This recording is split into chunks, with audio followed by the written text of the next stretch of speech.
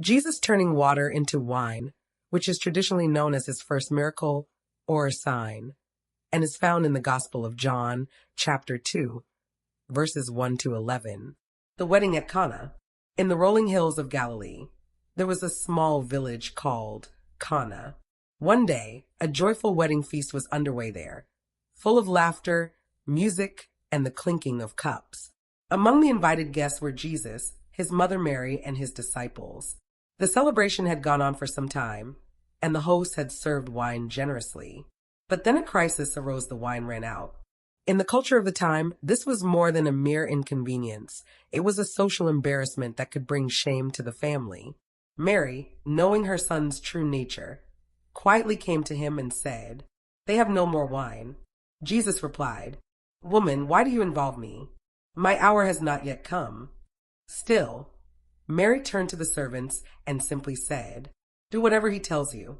Nearby stood 6 large stone jars, each capable of holding 20 to 30 gallons of water. They were used for ceremonial washing. Jesus told the servants, "Fill the jars with water." They obeyed, filling them to the very brim. Then he said, "Now draw some out and take it to the master of the banquet." They did so. When the banquet master tasted the water that had now become wine, he was astonished. Unaware of what had happened, he called the bridegroom aside and said, "Everyone brings out the choice wine first, and then the cheaper wine after the guests have had too much to drink. But you have saved the best till now." The crowd rejoiced, unaware of the quiet miracle that had just taken place. Meaning of the miracle. This event was the first of Jesus' signs, revealing his divine power and compassion, not through spectacle, but through a quiet act of provision and joy. It showed that the ordinary water could be transformed into the extraordinary fine wine through Jesus.